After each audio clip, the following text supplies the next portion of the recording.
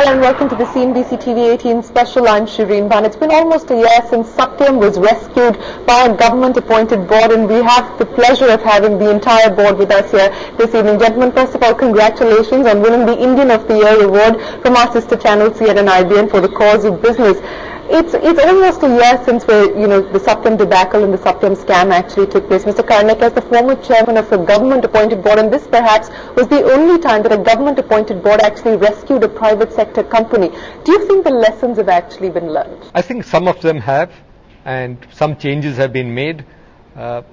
In my personal view, the corporate sector needs to move in this direction a little more, because we don't want to see unnecessary regulation which becomes strangulating or expensive, as we've seen in other countries, and so much more of voluntary action.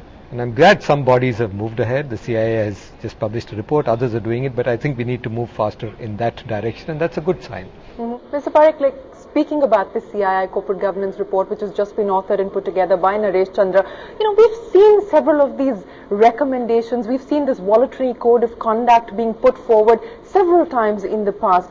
Is it time, perhaps, in the light of the scams that took place, for instance, Satyam, that we move beyond being voluntary now? No, I think you can frame any amount of rules and regulations and guidelines and laws, but corporate governance must come from within.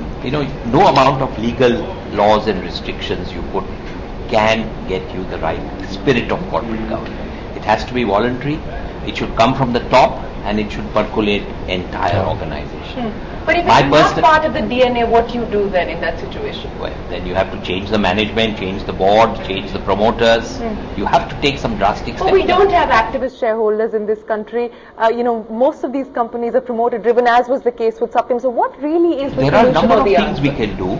For instance, SEBI has prescribed clause 49 of listing of all the listed companies. There are many companies are there who don't follow the guidelines, but no action is taken, because there's far too many companies listed on the exchange and the SEBI staff is too small.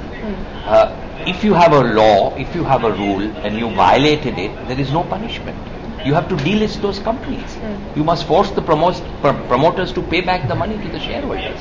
Today, everyone goes scot-free if you don't follow any SEBI rules or any listing requirements. But what about the process, Mr. Das? I'm going to give another example at this point in time. The Ministry of Corporate Affairs is dealing with complaint after complaint with two warring factions, the Ambani brothers, at this point in time. The Corporate Affairs Minister said that, let one regulator actually sort of take charge of the complaints that are being made, because you've got an entire ministry just working on VIP references that are coming to it. How do you actually deal with a situation like this? I think the Ministry of Corporate Affairs is dealing with much more than that. And Shirin, they have set up, in partnership with industry, the National Foundation for Corporate Governance, NFCG. In fact, Kiran is the new vice chairman of that body.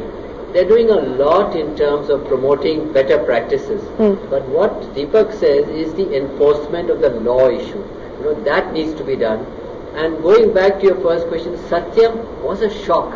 It was an electric shock. I think overall, you'll find a lot of positives coming out of the Satyam thing. Because but what about the time taken, sir? But what about the time that's actually taken? The ROC will be written to the MCA, will be forwarded the complaint, it will go back to the SEBI. I mean, that's just enormous amounts of time that is wasted. We should use technology much more and paper much less, so that, you can get answers instantly. I mean, you have access to technology today to speed things up. But Mr. Parekh, we already have the MCA 21 in place if we're talking about technology, but we haven't really seen this change, have we?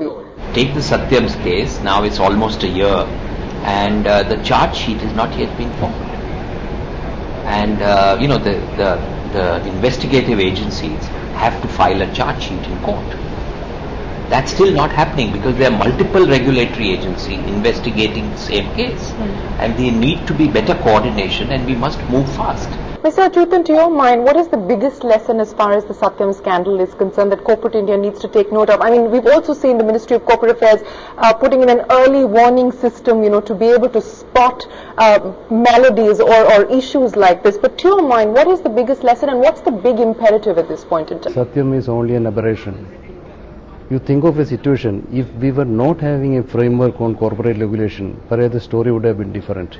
ground rules have already been prescribed. If somebody is playing foul, we cannot say the rules are bad. How many such cases have happened in the past? Very, very few.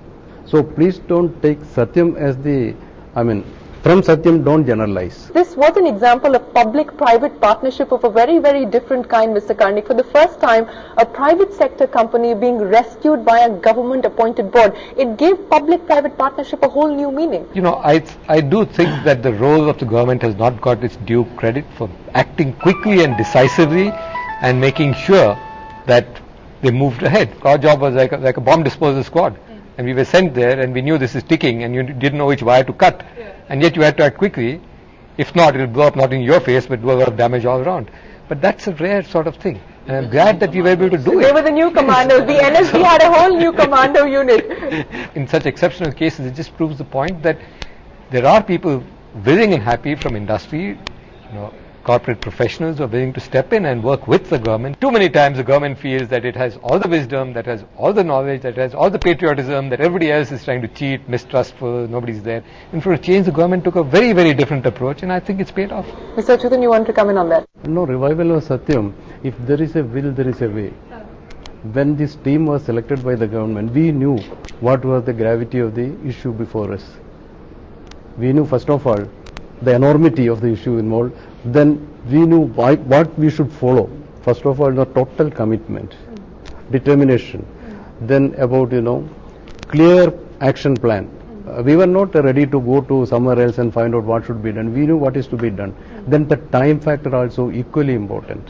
And more than that, the process should be very fair and transparent. Otherwise, everything would have been scuttled and landed up in a court of law. So we could take care of all these things. This issue of transparency, Mr. Parekh, and there was a lot of buzz and speculation on account of the board that you actually sat on and so on and so forth. How much of a concern was it for you personally when you were actually dealing with all of this? I think for me personally, it was not an issue at all.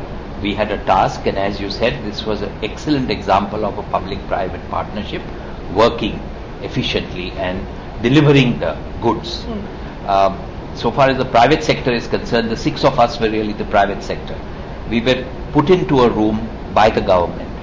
We knew a few of us knew each other, but we worked together as a team. Total trust and total cooperation and total unanimity amongst the 6 of us. And from the government side, tremendous support at any time, short notice with all the senior ministers, bureaucrats and the regulatory agencies. It was due to that we were able to solve this in a efficient and in a 90-100 day time frame. Do you think that